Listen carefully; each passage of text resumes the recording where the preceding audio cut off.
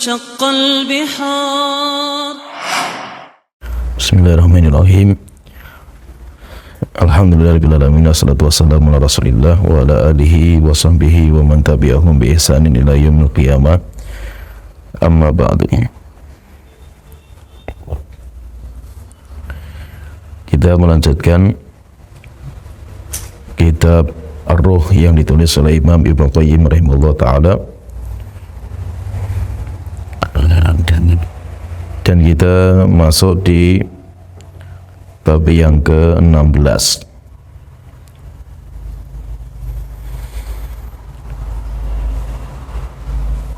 Al-Imam Ibnu Qayyim rahimahullah ta'ala beliau berkata, Al-mas'alatu sadisata asyrata, pertanyaan yang ke-16. Wa hiya hal tantafi'u arwahul mauta bi syai'in min sa'il ahya'i am la? Apakah roh orang-orang yang sudah meninggal dunia bisa mengambil manfaat dari perbuatan orang-orang yang masih hidup atau tidak? Yaitu maksudnya di sini, apakah orang yang masih hidup bisa mengirim pahala atau memberikan manfaat amal mereka, pahalanya diberikan kepada orang-orang yang sudah meninggal dunia? Yaitu apakah orang yang sudah meninggal dunia itu mereka bisa mendapatkan manfaat dari amal orang yang masih hidup? Maka beliau mengatakan fal jawabu, jawabannya annaha tantafi'u min sa'il ahya'i bi amrayni.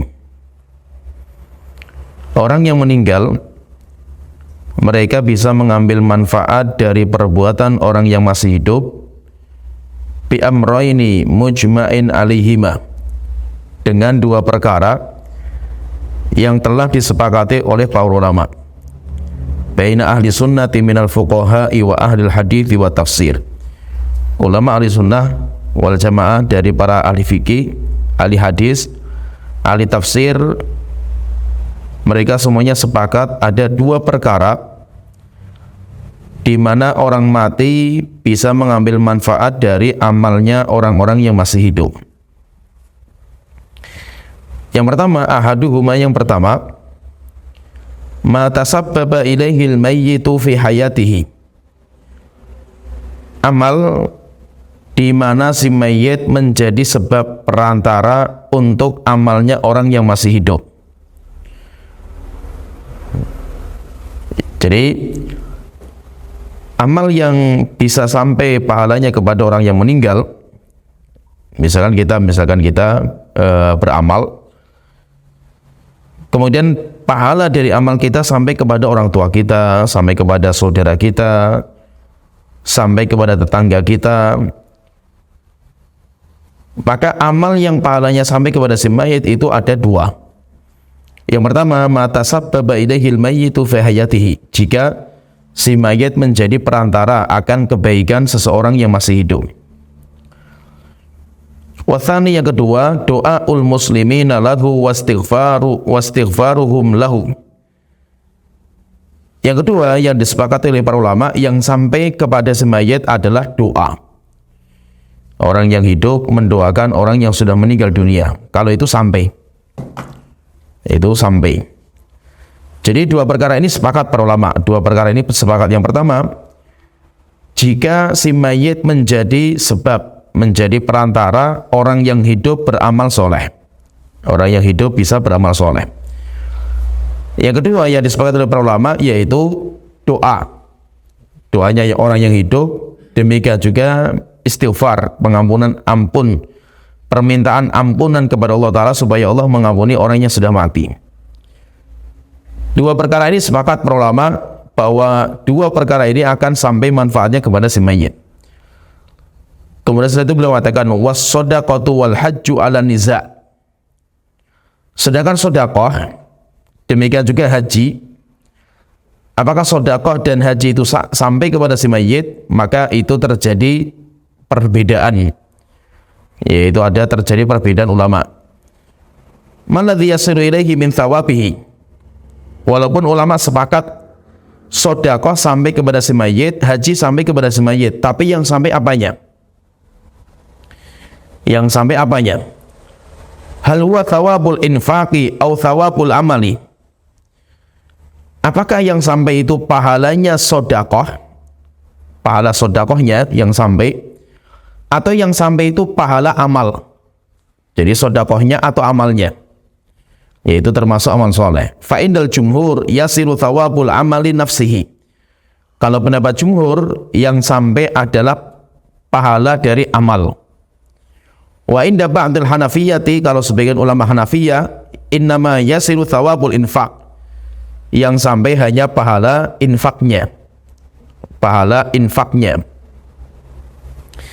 Nah, jadi di sini berarti ada dua perkara di mana sepakat para ulama ini sampai kepada si mayit.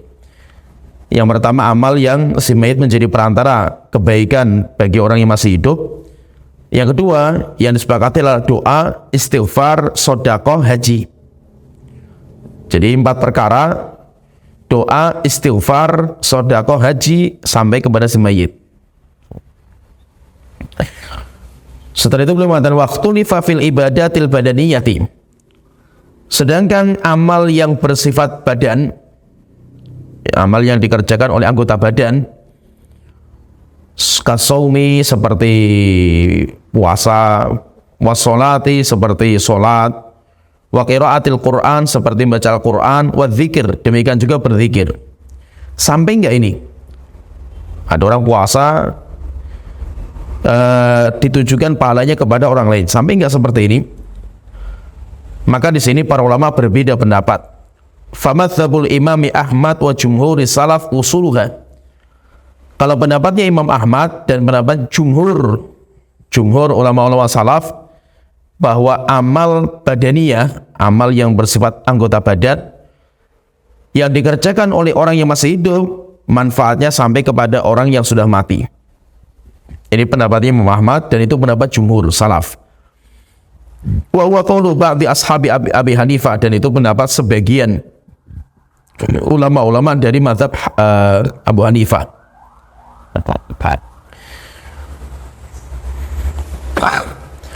Wal masyhur min mazhab Syafi'i wa Malik anna dzalika la yasil. Ini pendapat yang pertama. Kalau pendapat yang kedua, pendapatnya Imam Syafi'i, pendapatnya Imam Malik, bahwa amal-amal yang bersifat badan tidak sampai kepada si mayit. Ya, jadi intinya di sini tadi kita sebutkan bahwa amal yang sepakat para ulama manfaatnya akan sampai kepada si mayit itu ada dua. Yaitu amal yang si mayit menjadi perantara akan kebaikan orang yang masih hidup. Yang kedua, doa, istighfar, sedekah, haji. Ini sepakat para ulama bahwasanya ini akan sampai kepada si mayit.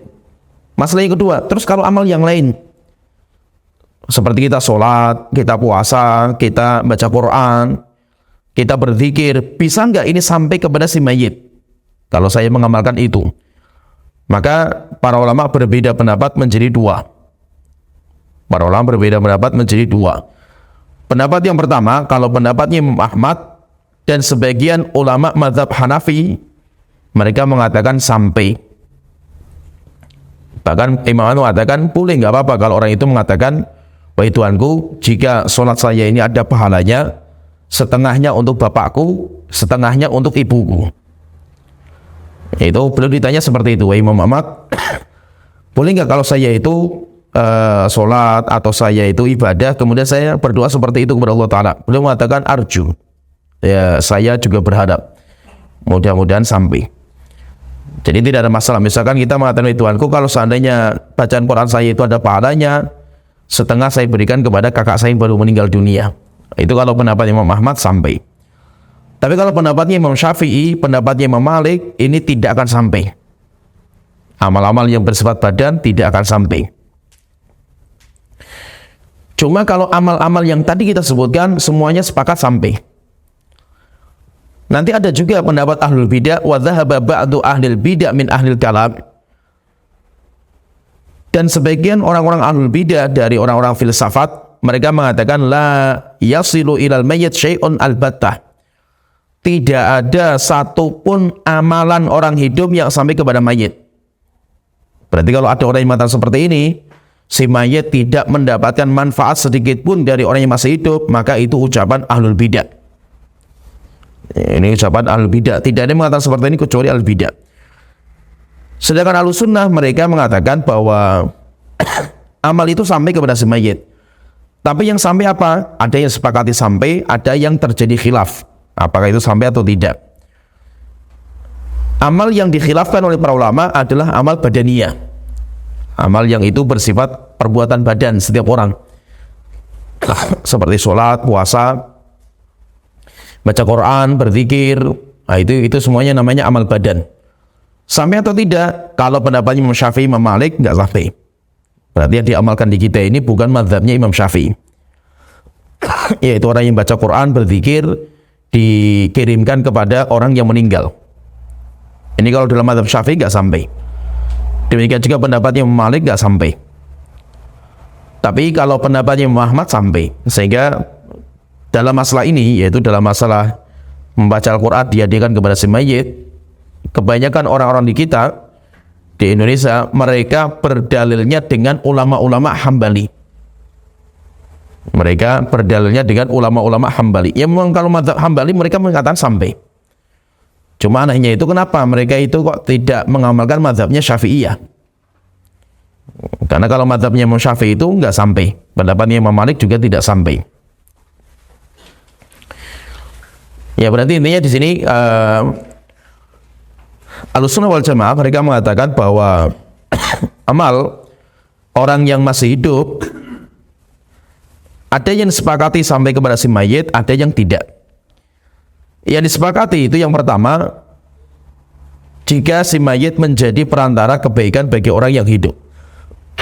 Setelah itu beliau mengatakan, kata Al-Imam Al-Qayyim, "Wad dalilu ala intifaihi bima tasabbaba ilaihi fi hayatihi." Dalil kalau si mayit itu bisa mendapatkan manfaat dari amalan orang yang masih hidup. Dan ini tadi kita katakan ini sepakat. Ulama sepakat, Ahlussunnah tidak ada khilaf dalam bab ini. Yaitu kalau si mayit itu mereka itu menjadi sebab akan kebaikan orang yang masih hidup, maka mereka itu akan mendapatkan manfaatnya. Dalilnya apa yang dikeluarkan oleh Muslim dari Abu Hurairah radhiyallahu anhu, Rasulullah SAW beliau bersabda, "Idza matal insan inqata anhu amaluhu illa min thalathin." Jika seseorang meninggal dunia, maka terputus semua amalnya kecuali 3 perkara. Illa min shadaqatin jariyah, yang pertama sedekah jariyah. Ya, misalkan ada orang dia punya harta, kemudian hartanya digunakan untuk membangun masjid. Gara-gara ada masjid, akhirnya banyak orang yang sholat di situ. Berarti apa? Berarti si mayit ini yang bangun masjid, dia menjadi perantara orang-orang untuk sholat di situ. Kalau seperti ini, otomatis sampai kepada si mayit. Ini sampai dan tidak ada khilaf. Sepakat ulama tidak ada khilaf dalam bab ini. Au ilmin yuntafa bihi, atau ilmu yang diajarkan.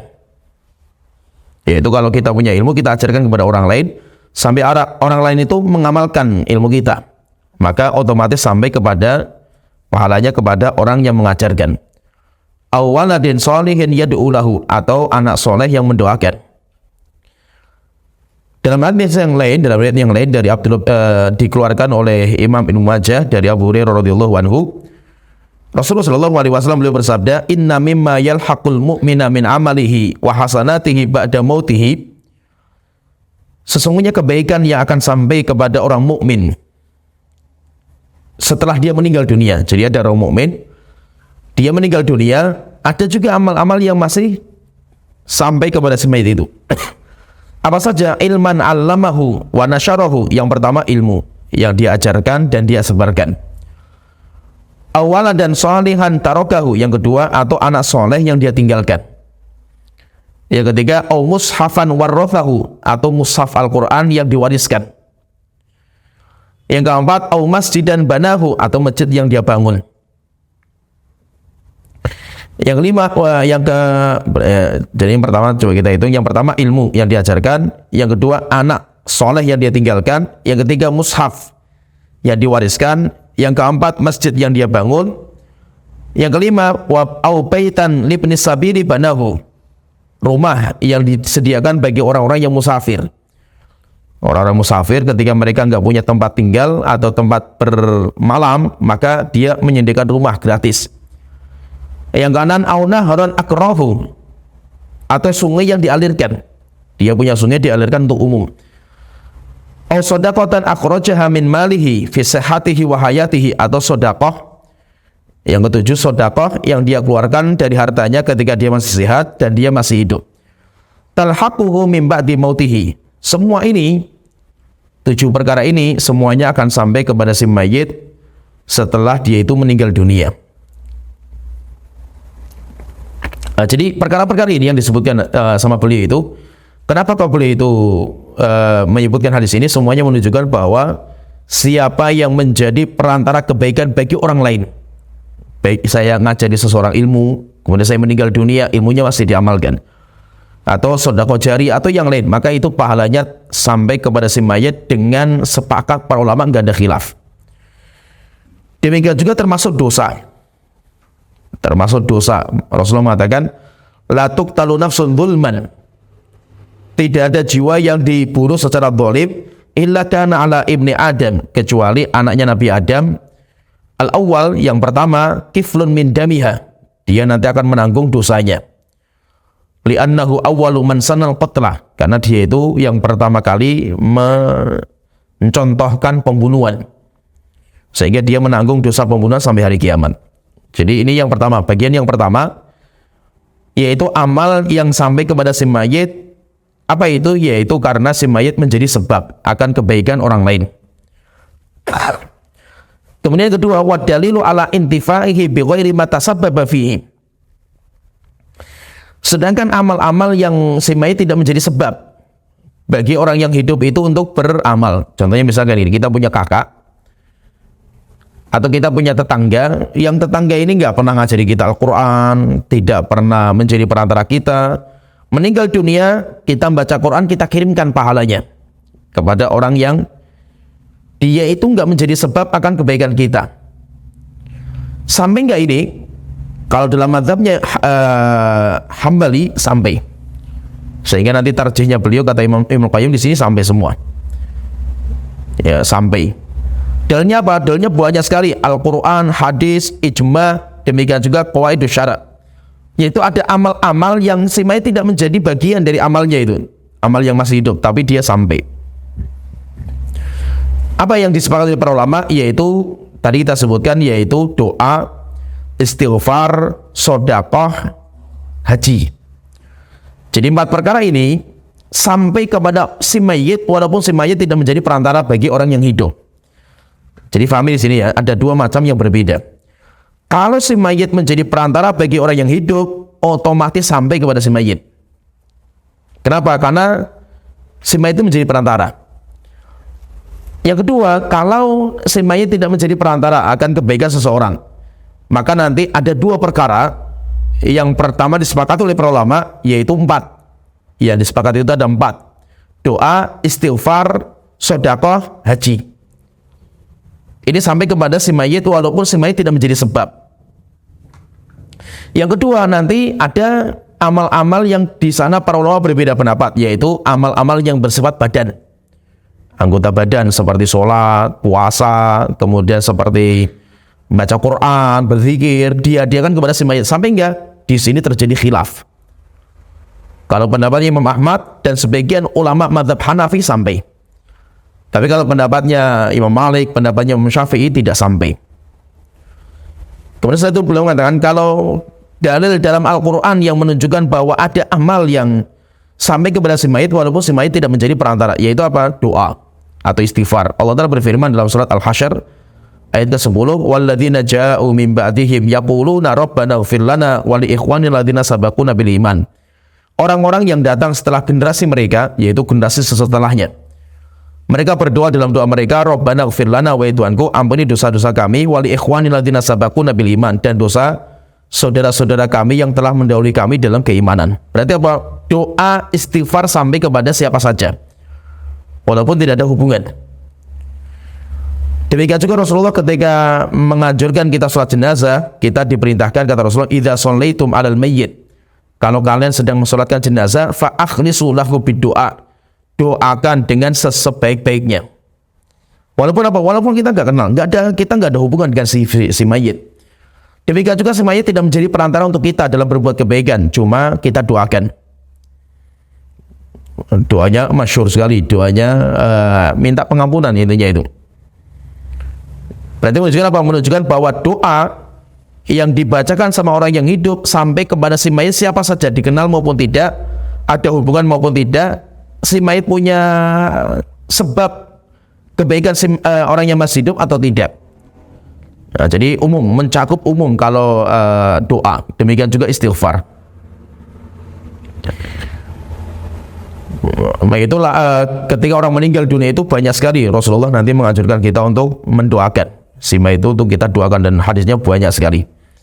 Nanti beliau sebutkan hadis-hadisnya, cuma kita nggak sebutkan di sini karena terlalu panjang. Tapi masyhur, insya Allah kita semuanya faham. Jadi doa istighfar sampai kepada si mayit walaupun si mayit tidak menjadi perantara bagi orang yang hidup. Kemudian ketiga yang sampai juga kepada si mayit adalah sedekah. Orang yang sedekah, baik sedekahnya itu si mayit menjadi sebab akan kebaikan sedekah tersebut atau tidak. Itu sampai sebagaimana dari Aisyah radhiyallahu anha, beliau bercerita, anna rajulan ata nabiyya sallallahu alaihi wasallam, ada orang yang datang ke Rasulullah kemudian bertanya, ya Rasulullah, inna ummi uftulitat nafsuha. Ya Rasulullah, ibuku meninggal dunia. Walam tusi, dan ibuku belum berwasiat. Wa adhunnuha law takallamat tasaddaqat, dan saya kira ya Rasulullah, saya beranggapan jika ibuku mampu berbicara pasti dia akan sedekah. Afalaha ajrun in tasaddaqtu anha. Apakah ibu saya bisa mendapatkan pahala ya Rasulullah kalau saya sedekah atas nama dia? Maka Rasulullah mengatakan, na'am, iya. Ibu kamu nanti akan mendapatkan sedekah. Nah, berarti menunjukkan apa? Menunjukkan bahwa sedekah kepada si mayit itu boleh. Ada riwayat yang lain dari Sa'ad bin Ubadah, beliau bertanya kepada Rasulullah, ya Rasulullah, inna umma ma'bad, umma Sa'ad matat. Ya Rasulullah, ibunya Sa'ad, yaitu ibunya dia maksudnya, ibu saya meninggal dunia. Fa ayyu sadaqati afdal, sedekah apa yang terbaik bagi ibu saya ya Rasulullah? Maka Rasulullah mengatakan al-ma, air. Fahafara bi'ran. Setelah itu Sa'ad bin Ubadah, beliau membuat sumur, kemudian diwakafkan untuk kaum muslimin. Setelah itu beliau mengatakan, hadhihi lu ummi Sa'ad, ini sedekah ini saya tujukan kepada ibunya Sa'ad, yaitu beliau sendiri, yaitu ibu saya. Demikian juga ketika ada orang yang meninggal dunia, Rasulullah bertanya kepada keluarganya, bapak kamu punya hutang berapa? Sekian. Punya warisan berapa? Sekian. Ketika dilihat nggak cukup warisan membayar hutang, maka Rasulullah mengatakan, sallu li akhikum, salatlah kalian untuk saudara kalian kalau saya nggak salat. Setelah itu ada orang yang mengatakan, ya Rasulullah, saya tanggung hutangnya ya Rasulullah. Maka Rasulullah mengatakan, benar nggak kamu akan menanggung? Iya, saya tanggung ya Rasulullah. Akhirnya Rasulullah mensalatkan. Apakah ini itu ada kaitannya dengan si fulan atau si fulan itu yang mengajari dia atau yang enggak? Tidak ada kaitan. Sehingga menunjukkan apa? Sedekah sampai kepada si mayit secara mutlak. Mutlak itu apa? Baik si mayit itu ada hubungan seperti bapak sama anak atau tidak, atau si mayit menjadi perantara kebaikan orang yang masih hidup atau tidak, itu mutlak. Semuanya bisa. What you said. Kemudian haji. Haji disepakati juga oleh para ulama bahwasanya haji itu sampai. Sebagaimana dari Abdullah bin Abbas, hadis sahih dikeluarkan oleh Imam Bukhari. Abdullah bin Abbas bercerita, anna imra'atan min Juhainah, ada seorang wanita dari Juhainah, ja'at ila Nabi sallallahu alaihi wasallam, datang ke Rasulullah. Kemudian dia bertanya, inna ummi nadharat an tahujja. Wahai Rasulullah, ibuku bernazar untuk haji. Falam tahujja hatta mata, tapi ibuku meninggal dunia dan beliau belum sempat haji. Afa ahujju anha, apakah saya itu boleh menghajikan atas nama beliau ya Rasulullah? Maka Rasulullah mengatakan, haji anha, hajikan untuk ibu kamu. Hajikan untuk ibu kamu. Sehingga ada namanya badal haji atau badal umroh, yang itu bisa dikerjakan siapa saja, nggak ada kaitan sama sekali dengan kita. Misalnya kita nyewa orang yang di sana, di Mekah sana, kita punya teman yang di sana, kita bayari untuk ibadah haji, membadali orang tua kita. Padahal nggak ada hubungan orang tua kita dengan dia, nggak ada hubungan. Bisa nggak seperti ini sampai? Bisa. Dan itu sepakat para ulama, ini bisa. Nah, jadi 4 perkara ini, doa, istighfar, sedekah, haji, sepakat para ulama bahwa orang yang hidup mengamalkan itu, amal-amal itu bisa ditujukan kepada si mayit walaupun si mayit tidak menjadi sebab akan kebaikan orang yang masih hidup. Termasuk tetangga kita, misalkan kita punya tetangga baik orangnya itu. Dari kita kecil itu Masya Allah orangnya itu baik sekali. Setelah itu meninggal dunia kita doakan, kita minta istighfar, kemudian setelah itu kita sedekah atas nama dia. Atau kita mungkin menghajikan dia, membadalkan haji boleh. Walaupun saya nggak ada kaitan keluarga dengan dia. Walaupun dia tidak menjadi penyebab saya untuk berbuat kebaikan, karena dia bukan ustadz saya atau guru saya yang ngajari saya. Tetapi karena kita itu tetangga baik lah itu. Bolehkah seperti ini? Bisa. Dan itu sampai. Kemudian yang kedua, kedua tadi kita katakan amal-amal yang sepakat para ulama itu sampai. Yang kedua, amal-amal yang para ulama berbeda pendapat sampai atau tidak. Karena beliau Al-Imam Al-Qayyim itu adalah mazhabnya Hambali, maka tarjihnya beliau mengikuti mazhab Hambali sampai. Seperti puasa, seperti sholat, baca Quran, berzikir, itu sampai. Kalau dalam mazhab Hambali. Kalau mazhab Syafi'i nggak sampai. Dalilnya apa? Dalilnya kata beliau mengatakan wa amma wusuli thawabi shaum, sedangkan pahala puasa sampai kepada si mayit.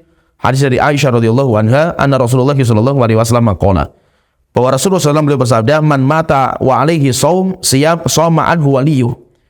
Siapa yang meninggal dunia dan dia masih memiliki hutang puasa, maka wajib walinya membayarkan puasanya. Dan itu dalilnya banyak. Dalil yang bicara masalah keharusan wali untuk membayar puasa orang yang meninggal dunia itu banyak. Tapi yang menjadi khilaf itu, apakah ini puasa Ramadan atau puasa nazar?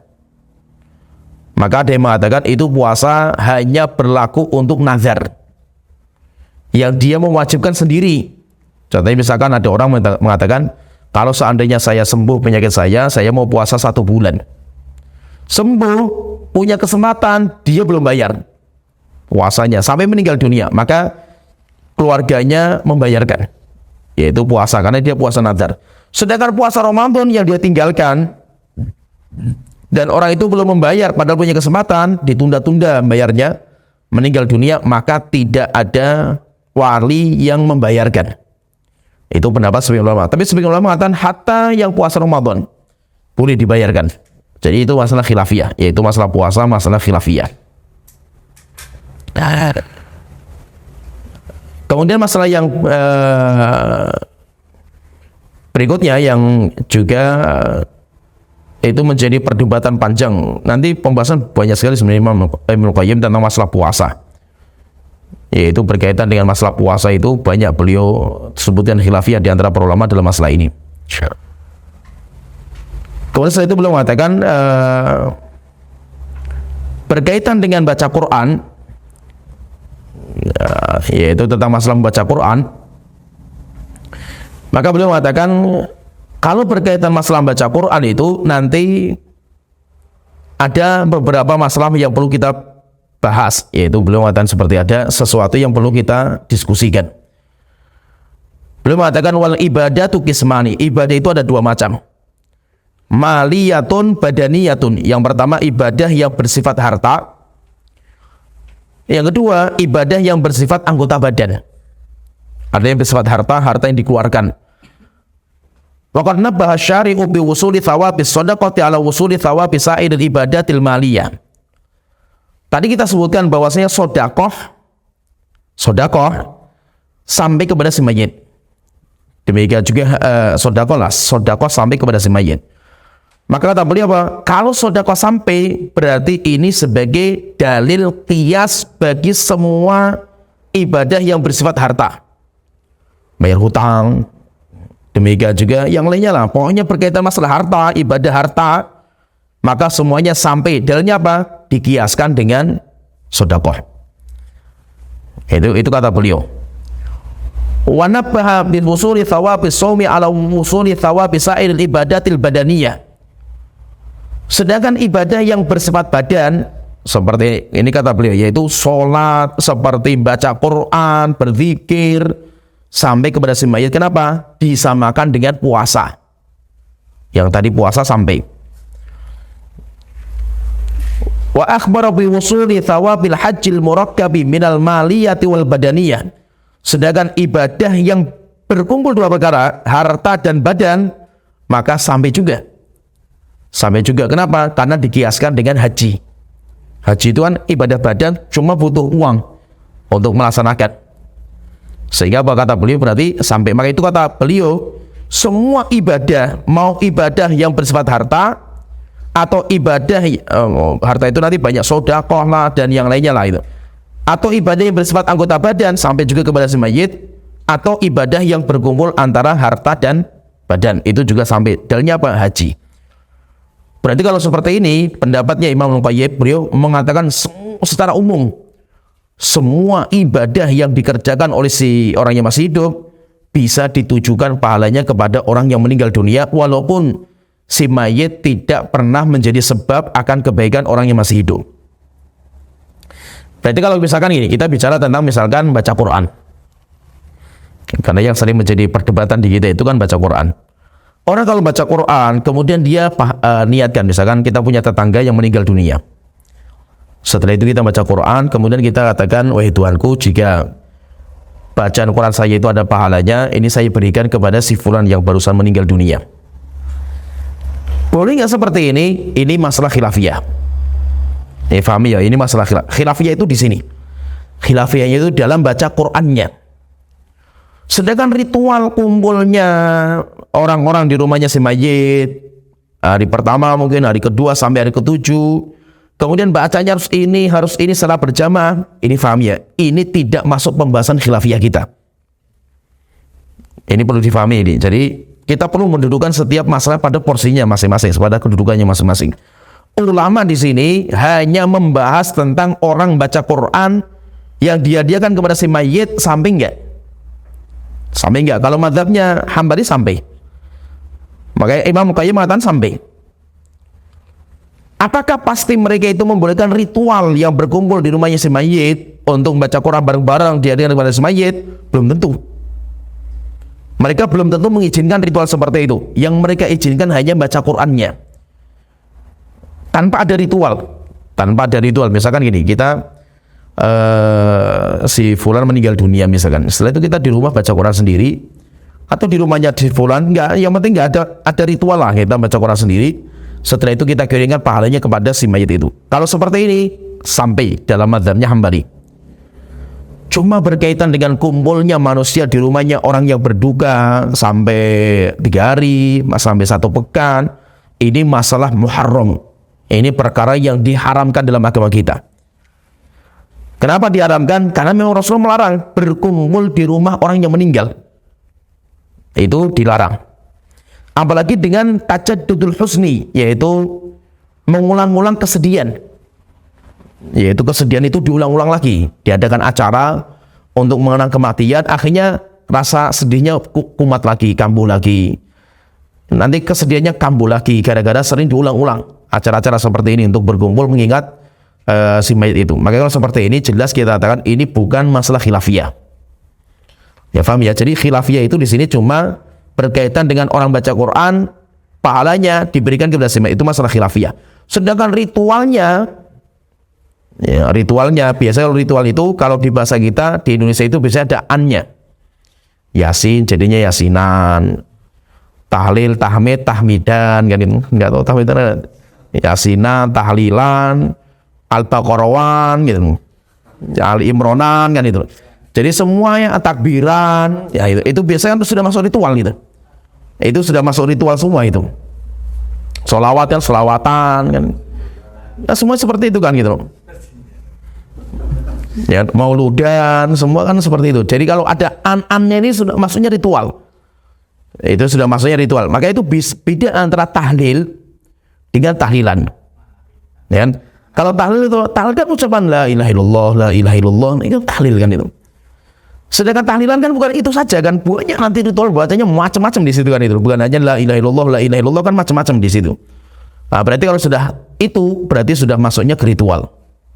Kalau sudah masuknya di ritual, tidak bisa kita mengatakan ini masalah khilafiyah.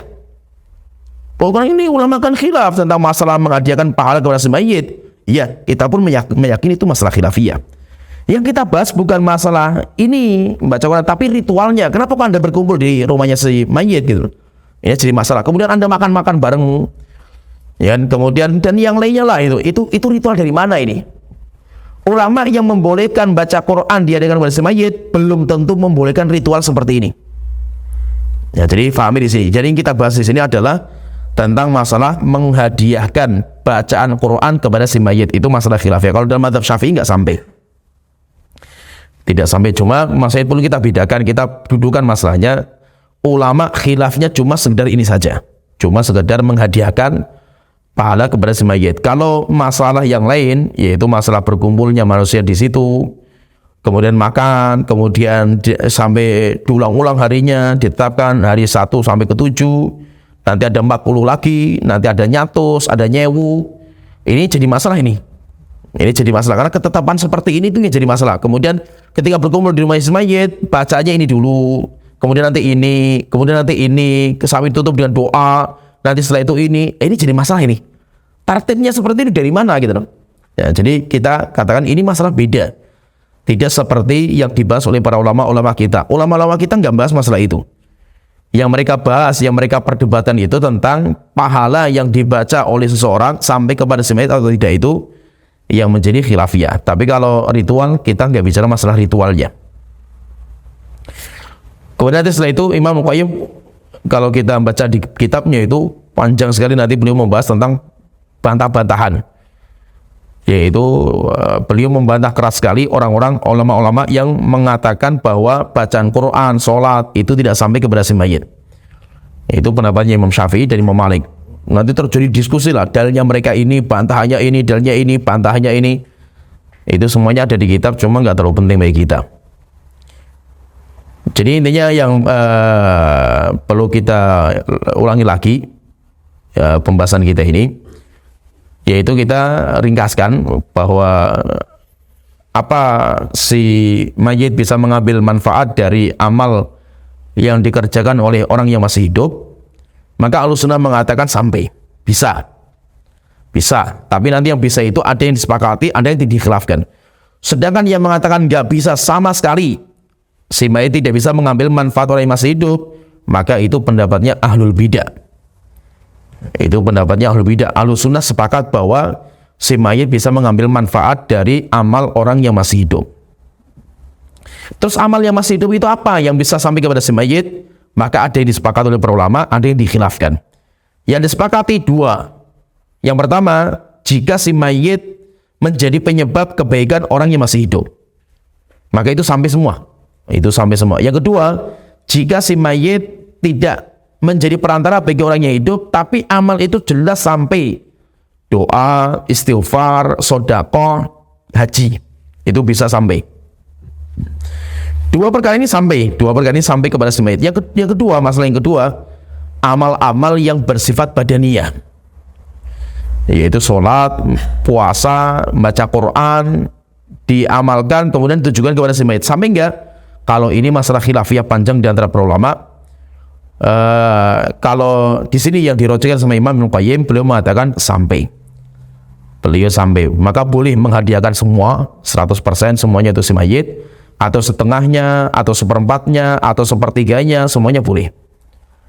Karena itu sampai semua. Dan itu kenapa? Karena beliau memang mazhabnya Hambali. Tapi kalau mau mengikuti pendapatnya mazhab Syafi'i dan mazhab Maliki, nggak sampai. Yang aneh itu di Indonesia itu seperti itu. Di Indonesia itu mazhabnya Syafi'i, tapi dalam masalah ini keluar dari mazhab. Mereka tidak mengamalkan mazhab ini. Ya kan? Dan nggak tahu juga mazhabnya siapa. Mazhab Hambali juga nggak membolehkan ritual seperti itu juga itu. Jadi nggak tahu mazhabnya siapa yang di negeri kita ini. Ya, sampai di sini pembahasan ringkas kita. Nah, silakan nanti kalau mau baca sendiri, panjang sekali pembahasannya. Al-Imam Al-Qayyim, Masya Allah, itu pembahasannya panjang sekali dan banyak sekali perdebatan masalah ini. Cuma ini kita nggak baca, silakan nanti Anda baca sendiri kalau mau pengen luas pembahasannya, nanti ada di kitabnya beliau. Ya, sampai sini wa akhiru da'wana alhamdulillahirabbil alamin, sallallahu Muhammad wa ala alihi wa sahbihi ajmain.